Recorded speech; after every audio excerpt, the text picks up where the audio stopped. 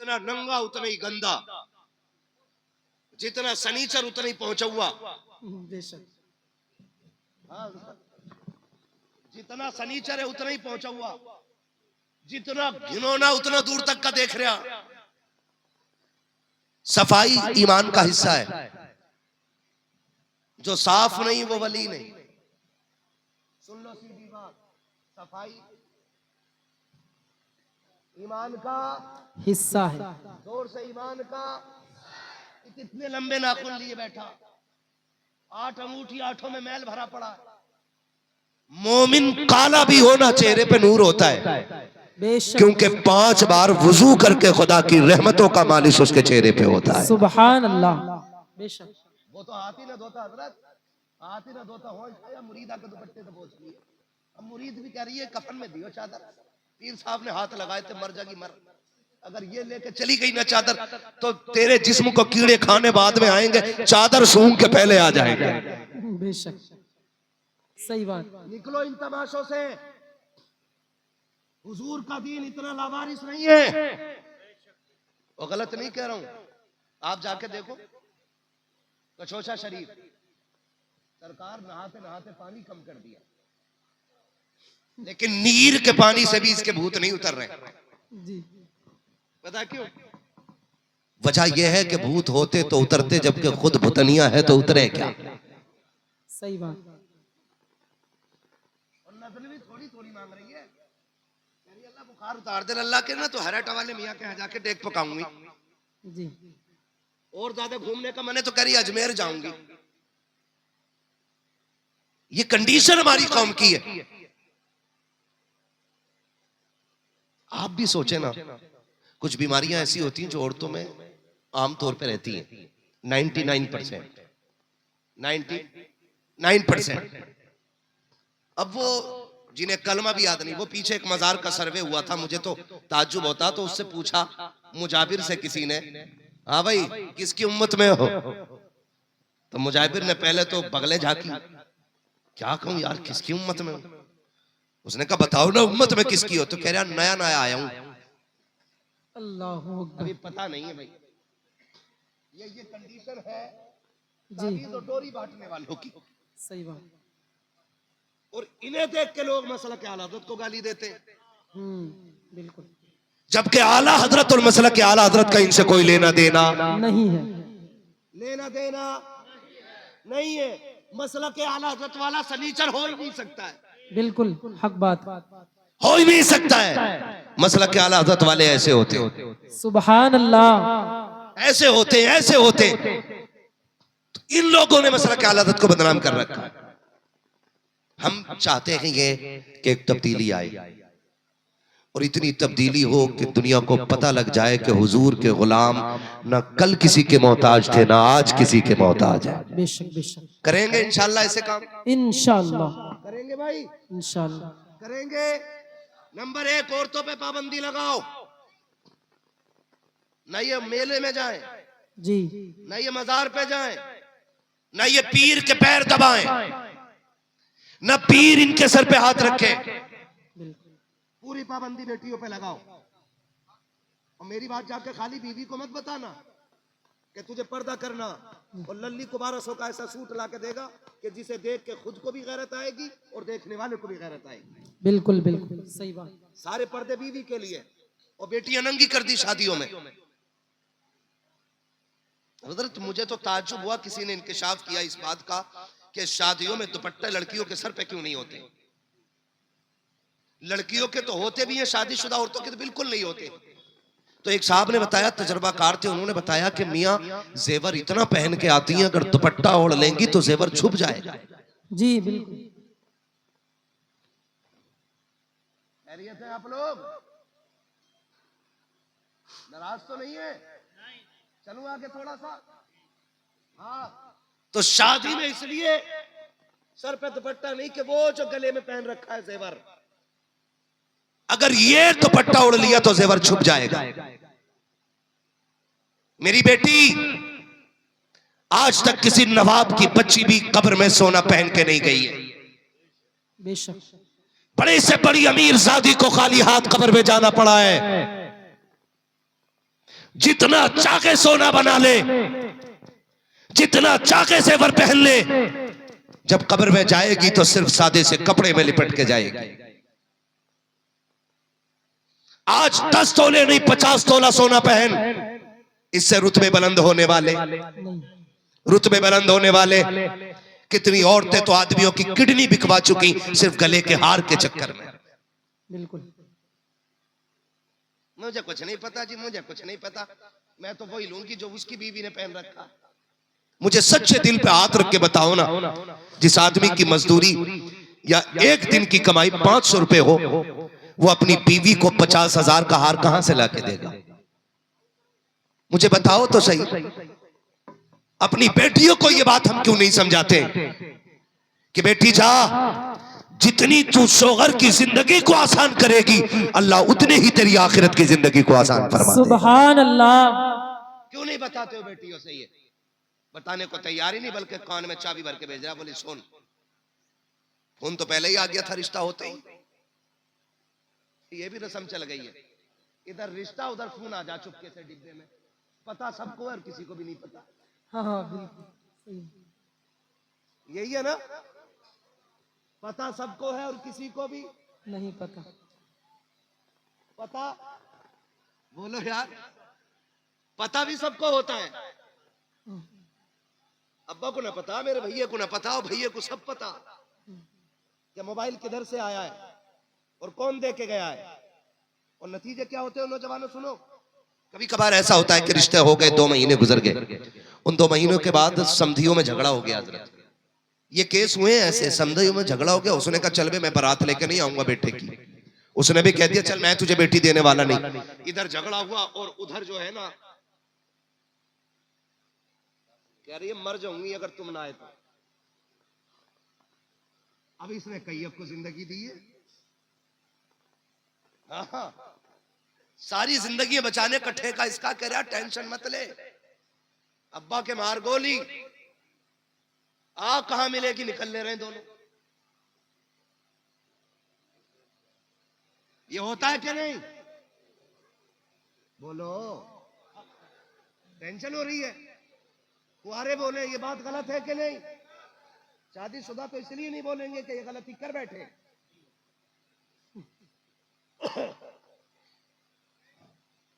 क्या नहीं? खैरियत है आप लोग? ये होती है तो फिर इज्जत किसकी जाती है? बाप की, परिवार की, खानदान की। एक से वादा निभाने के चक्कर में कितनों को जलील कर गया ये। और मैं इस भागने और भगाने वाले से कहना चाहता हूं, जानवर बेवकूफ उल्लू के पट्टे, जिसने 18 साल खून पसीने कमाई खिला के इसको पाला, जब ये उसकी ना हो सकी तो तेरी कैसे हो सकती है?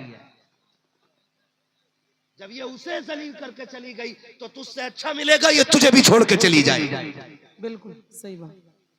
बंद करो ये तमाशे, कोई फोन नहीं। हो सकता है ऐसा? इंशाअल्लाह हो सकता है ऐसा, है ना? और ना हो तो फिर जहेज में। भैया कमाल देखो, एक हंगामा बहशर हो तो भूलूं उसको, सैकड़ों बातों का रह रहे के ख्याल आता है। या तो रिश्ता होते ही मोबाइल मिल जाए, वरना मुंह दिखाई में दे दे, है ना? मुंह दिखाई में दे दे फोन। देता जरूर है, बिना मोबाइल के मर जाएगा। और खुदारा निकलो इन तमाशों से। और उसी फोन पे अब्बा की फोन की घंटी बजती है, आती बेटी खैरियत है कि अब्बा क्या बताऊं, जब से आई हूं सास काएं काएं कर रही है, ससुर ने भी पीछा ले रखा है, शोहर का तो मुंह ही सीधा नहीं है। अब जब बाप इतना सुनता है, कहता डरिए मत, जो होगा देखा जाएगा। फिर एक दिन ये की खातून सबके खाने में चूहे मार दवा मिला देती है, पूरे घर को मौत के घाट उतार देती है। फिर दुनिया सर पकड़ के बैठती है। लोग बात दीन मोहम्मदी की करते हैं, लोग इस्लाम पे बातें करते हैं। मैं कहना चाहता हूं आज के आवारा लफंगों के घरों से इस्लाम का अंदाजा नहीं होगा। अगर इस्लाम को पहचानना है तो खदीजतुल कुबरा की चौखट पे चल, आयशा सिद्दीका के दरवाजे पे चल, सैयदा ज़ैनब का दरवाजा देख। अगर देखना है इस्लाम को तो खातून जन्नत फातिमा ज़हरा का दरवाजा दे। नारे तकबीर, नारे रिसालत फैज़ाने गौसे आज़म मसलके आला हजरत मुफ्ती हम्माद रजा साहिब किबला जिंदाबाद जिंदाबाद। करो यार, बंद कर दो ये। मैरिज हाल में शरीफ आदमी खाना नहीं खा सकता है। बिल्कुल और अब जो वो चल गया ना हजरत, खड़े होकर कैसे क्या बोलते हैं, स्टैंडर्ड स्टैंडर, स्टैंडर, यस स्टैंडर और बफर सिस्टम, वो वाला कौन सा होता है? वो भी ऐसे ही होता है ना, है? कितनी अकलें मारी गई हैं। पहले इतनी इज्जत से मेहमान बैठते थे, घर वाले खिलाते थे। आज घर वाले खड़े हैं, मेहमान ना, प्लेट हाथ में लेके खा कहाँ रहे हजरत? प्लेट भरने में ही झगड़ा हो जाता। वो हजरत इतने बड़े छोटे छोटे भगोने, प्लेट काय की? फाइबर की, उसमें रख लिया। बिरयानी देखी, ओहो भाई मटन की है, भर ली। आगे चला, कोरमा भी था, अभी लौट लिया। आगे सीख कबाब, गिर गया वहीं कि जगह हो ना हो इस पे गुरक दे चार। हाँ, आगे फ्राई। अरे खाने से क्या मतलब भाई, अभी तो प्लेट ही भर रहा है। फ्राई और कोल्ड ड्रिंक का गिलास, अब प्लेट हाथ में, वो भी फुल, कोल्ड ड्रिंक का गिलास इस हाथ में, खाएगा कैसे? क्योंकि वहां बैठने का इंतजाम नहीं, बैठने का इंतजाम नहीं है। ये कंडीशन है हमारी कौम की, और लोग उसी पे अंधे हो रहे हैं। बफर सिस्टम दिया भाई, खड़े होके खाना, इस कुत्ते डिजाइन को हम कभी पसंद नहीं करते। बिल्कुल सही। ये जानवरों का तरीका है। कह रहे आप 12 क्विंटल कोरमा उठा, क्या क्विंटल? 12 क्विंटल। कह रहे हजरत लाओ लाओ थी, लाओ लाओ थी, यही कह रहा, कह रहा लाओ लाओ थी। अमन थोड़ी पड़ रही थी, दे भगोने पे भगोना खाए जा रहे थे। तुम जानते हो 12 क्विंटल लगी। गारंटी के साथ कहता हूं, ये मेरे सर के ताज उलमा बैठे हुए हैं, मुफ्तियाने कराम की पूरी जमात है। गारंटी के साथ कहता हूं, जितने लोगों ने 12 क्विंटल खा लिया है ना, उसी इतनी बारात को लाओ। नीचे जमीन पे दस्तरखान सुर्ख कलर का बैठा, सबको जमीन पे बैठा और सबसे कह बिस्मिल्लाह करके खाना शुरू करना है। एक पैर बिछाओ, एक पैर खड़ा करो, मुस्तफा की सुन्नत के मुताबिक शुरू करो। कसम खा के कहता हूं, जितने लोगों ने 12 क्विंटल खाना खत्म किया है, उतनों ही से 8 क्विंटल खत्म नहीं होगा। ये जो कम पड़ रखा है, ये भूख की वजह से नहीं, लानतों की वजह से पड़ रखा है। तुम सुन्नत पे कायम हो जाओ, खुदा रहमतें बरसाना शुरू फरमा दे। सुभान अल्लाह, जिंदाबाद जिंदाबाद। बहुत खूब, ये जरूरी है। अच्छा पैगाम बेशक। क्या नाम है? जाहिदपुर। जाहिद, क्या नाम है गांव का? जाहिदपुर। अच्छा, एक वादा कर लोगे आज, जो भी बारात को खाना खिलाएगा बैठा के खिलाएगा।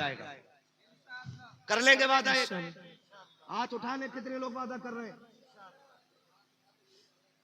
हाँ जी, ठीक है जी, तुमने उठा लिया। और जो खड़े होकर खाना खिलाए उससे कहना, तू हमारे हुजूर के तरीके पे नहीं है, तुझसे हमें कोई लेना देना नहीं है। बाइकाट करो ऐसे जालिम जाहिलों का, जो खाना कुत्तों की तरह खिलाने के आदी हो गए। क्या फर्क रह जाएगा हम में और गैरों में भी? हम भी गधों की तरह खाएं, वो भी गधों की तरह। कोई तो शादी में ऐसा तरीका रहने दो जिसे देख के लगे कि मोहम्मद अरबी के गुलाम मेहमान बन के आए हुए। बेशक बेशक। हाँ, ऐद करें कि ऐसी बारात में जाना भी नहीं। एक वक्त ना खाएंगे तो मर जाएंगे, सूख तो जाएंगे ही पक्का। हमारी बारातें अल्लाह माफ करे, ऐसी पैंट और पुट्टी कर कर के बारातों में जा रहे हैं। हाँ, बड़ी कर्री पुट्टी हो रही है चेहरों पे। दूल्हा भी 3 दिन उपटन में से निकल थोड़ी रहा जी, निकल लिया ना, नहीं ना। वो दुकान पे जाके पैंट करा के आता, उससे के वुजू कर तो कह रहा पहले ही कर लिया। मस्जिद में बगैर वुजू के 2 रकात पढ़ जा, अरे कह रहा पहले ही कर लिया। तब सुबह और 2 रकात पढ़ कब रहा? 2 बजे। इसका वुजू अब तक चल रहा। ये कंडीशन है। क्यों नहीं कर रहा? मुंह धुल जाएगा, क्रीम बह जाएगी। और सुनो, खूबसूरत बनना चाहते हो ना, जो दूल्हा बने ना, उसे 10 दिन के लिए एतकाफ की नियत से मस्जिद में बैठा दिया करो। उससे कहो कि 10 दिन तुझे कुरान और दुरूद ही पढ़ना है। 20 दिन हल्दी में डुबा के रखो दूसरे बंदे को और एक को रखो मस्जिद में एतकाफ की नियत से। खुदा की कसम, हल्दी से वो निखार नहीं आएगा जो मस्जिद में एतकाफ की नियत से बैठने में कुरान की तिलावत से चेहरों पे निखार आ जाया करता है। सुभान अल्लाह, बेशक गारंटी है मेरी। लेकिन इतनी हल्दी लगा के हजरत वो फंदे भी पहन रहा पीले वाले, ये पर्दे का कलर है ना, पूरा घर पीले कपड़े पहन रहा, सब बरसाती मेंढक हो गए। कौन है कि ना हल्दी वाले घर से आए हैं, हल्दी वाले घर से, हैप्पी हल्दी, यही लिखा है पीछे को, हैप्पी हल्दी। इसलिए पहले ही हल्दी मली जा रही है कि बाद में दर्द कम हो। वो लठियां चलनी है, वो लठियां चलनी है हजरत, हल्दी पे डीजे है ना, और उपटन पे डीजे, और अम्मा और जमा के कह रही ढोल ना बजा तो लल्ला बारात बराती ना। ये पहले बजेगा। जो 3 रकात मगरिब के लिए खड़ी नहीं होती, कहती घुटने काम नहीं करते, 2 बजे परमल लेके ऐसे भागती है हिरन की तरह, कोई नाली नहीं दे जो उसका पैर पड़ा। अभी रातों को जलसे से हम लोग लौटते और ऐसे तमाम भरा हुआ ऐसे करके, क्या ला रही अम्मा? मिलाद में से कल गीत थे, गीत में गई थी अम्मा, पूरी रात कूदी, कुरान पढ़ ले कर टिकता नहीं, और ढोलक के आगे जम के बैठ रही है। और 8 दिन निकाह को हुए थे, नंबर तलाक पे आ गया। दुआ करो औरत रुक नहीं रही घर में। क्यों भाई? लाए तो कुरान के साए में थे, क्या हो गया? पता चला कि हमारे अमाल इतने मुसीबतें हमारे लिए खड़ी कर देते हैं कि फिर पूरी जिंदगी रोना रहता है। खुदारा खत्म करें ये तमाशे और शादियां भी आसान करें। इतनी महंगी शादियां कर दी है कि गरीब तो मरता ही जा रहा है, और हम नाक के चक्कर में मरे जा रहे हैं कि मेरी शादी उससे कम नहीं होनी चाहिए। सगा भाई अपनी बेटी को 4 व्हीलर दे रहा है, जबकि दूसरे भाई की हैसियत बाइक की भी नहीं है। अब वो बेटी का रिश्ता ढूंढ रहा है, कैसे इज्जत बचाए अपनी। भाइयों से कहूंगा, खुदारा आप अमीर हैं, आपका भाई गरीब है, बेटी आपके भाई की भी जवान है, आपकी भी जवान है ना, तो मत दे अपनी बेटी को 4 व्हीलर, दोनों बेटियों को बाइक दे दे, अच्छी बाइक दे दे, ताकि तेरे साथ, तेरी बेटी के साथ गरीब भाई की बेटी भी इज्जत से रुखसत हो जाए। मैं नहीं जानता दुनिया वाले क्या कहेंगे, लेकिन इतना जानता हूं, अगर तेरी बेटी के साथ किसी गरीब की बेटी रुखसत हो गई ना, तो काबे वाला भी राजी हो जाएगा, मदीने वाला भी राजी हो जाएगा। करेंगे इंशाल्लाह ये काम। तो उर्सों में जो तमाशे होते हैं ये बंद किए जाए, ठीक है ना? उर्सों की ढोलक तमाशे ये सारे बंद करो, और कोशिश ये करो कि चादरों से ज्यादा अपने माँ बाप के लिए कपड़ों का एहतमाम करेंगे। सर्दी आ गई है, आ गई है नहीं सर्दी अभी आ गई। एक बात बताऊं आपसे, उम्मीद है कोई तो करेगा ही अमल, सारे तो नहीं करेंगे लेकिन कोई करेगा। जब हम छोटे थे ना, हम सोते थे तो हमारे माँ बाप हमारे बिस्तर के चक्कर लगाते थे, कहीं मेरे लाल का कंबल तो नहीं गिर गया, लिहाफ से पैर तो नहीं निकल गए, बेटा खुल तो नहीं गया है। रात में 3 चक्कर माँ बाप लगाते थे औलाद को देखने के लिए। अब औलाद पे भी लाजिम है कम से कम 1 चक्कर माँ बाप के बिस्तर का जरूर लगाए, क्योंकि जब हम कमजोर थे कंबल नहीं संभलता था, आज माँ बाप कमजोर हो गए, उनसे कंबल नहीं संभलता है। आज बेटों पे लाजिम है, ये पैगाम साहिबे मजार का समझ लेना, कि आप अपने माँ बाप के बिस्तर का 1 चक्कर रोज रात को लगाया करें। बूढ़ी माँ से लिहाफ नहीं संभलता है, बूढ़ी माँ से रजाई नहीं संभलती है। कितनी बार ऐसा होता है कि माँ की रजाई नीचे गिर गई, उस बूढ़ी से उठ ना सकी, पूरी रात माँ सर्दी में माँ ठिठुरती रही, सुकड़ करके उसी माँ का उसी ठंडी में इंतकाल हो गया। तो क्या होगा? ऐसे बेटों का आचार पड़ेगा जो अपनी माँ का कंबल ना संभाल सके। आप मालिक हो दौलत के, लेकिन लाजिम यह है कि आप अपनी दौलत को सबसे पहले अपने माँ बाप पे लगाओ। हम छोटे थे, हमें कंबल वो उड़ाते थे, आज वो कमजोर हो गए, कंबल हम उड़ाए। कोशिश ये कीजिएगा, देखो तो सही, हम जवान हैं, हम थोड़े हल्की रजाई में भी वक्त गुजार लेंगे। माँ बाप कमजोर हो गए हैं, उन्हें ज्यादा गरमाई की जरूरत है, इसलिए कोशिश ये कीजिएगा कि हमारे बिस्तर से अच्छा माँ बाप का बिस्तर होना चाहिए, हमारी रजाई से अच्छी माँ बाप की रजाई होनी चाहिए, हमारे कंबल से अच्छा माँ बाप का कंबल होना चाहिए, हमारे कमरे से अच्छा माँ बाप का कमरा होना चाहिए, हमारे घर से अच्छा माँ बाप का घर होना चाहिए। कोशिश ये करें कि माँ बाप को कोई तकलीफ ना हो, अगर उनके हाथ उठ जाएंगे यहाँ भी कामयाब हो जाओगे, वहां भी कामयाब हो। नारे तकबीर, नारे रिसालत, मसलके आला हजरत। सुभान अल्लाह, सुभान अल्लाह।